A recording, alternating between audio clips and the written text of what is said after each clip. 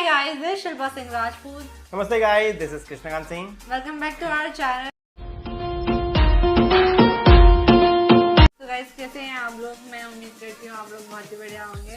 तो आप लोग बहुत ज़्यादा डिमांड कर रहे थे केसारी लाल जी के न्यू सॉन्ग पे रिएक्शन करने के लिए, जिस पे हम थोड़े लेट हो चुके हैं, बट कोई बात नहीं, आप लोगों की डिमांड पे हमने वीडियो लेके आए हैं।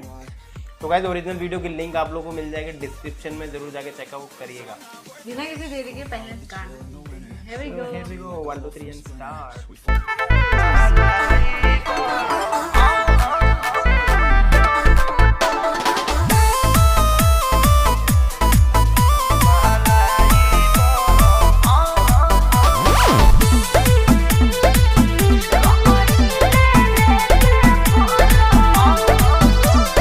खाना पीना ना बनहिले बाड़ू, भोरही से मुँह लटकहिले बाड़ू, तो का करे ए रानिया।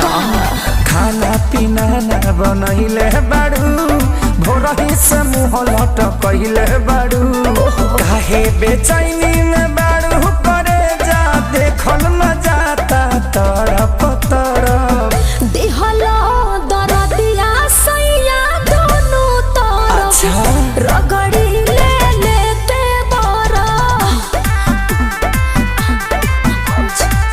रगड़ी ले लेते बरा।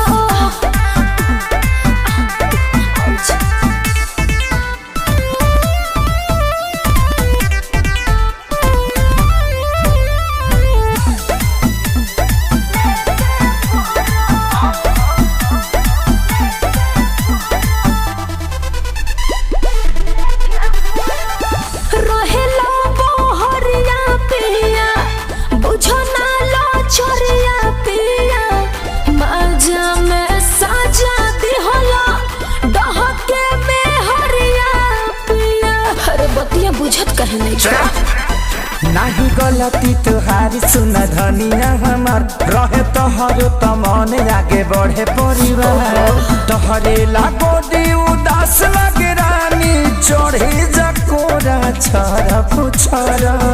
दिहला दरदिया सैया दोनों तरफ रगड़ी ले लेके बरा, रगड़ी ले लेके बरा।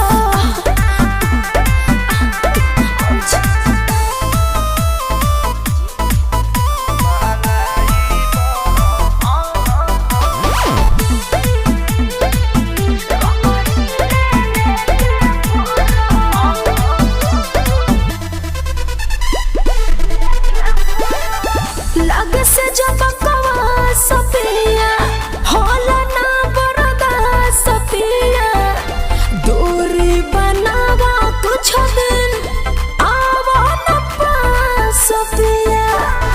अच्छा तो सुना, जनी तुरा तू उम्मीद नहीं कर धनी जिद, हमारा खतनी मन भोरे छुछी जब खरीद, पवन खेसारी धोती जतिया लेके घुमाता सरफ सरफ। दिहला दरदिया सैया दोनों तरफ अच्छा रगड़ी ले लेते बरफ, रगड़ी ले लेते बरफ। खाना मलाई बरफ। मुझे तो ऐसा लग रहा है कि इनका मतलब ऐसा है कि इनकी टीम है एक छोटी सी, और एक गाना लिख रहे हैं घर पे बैठ के, मतलब सारी टीम बैठ के सोच रही है।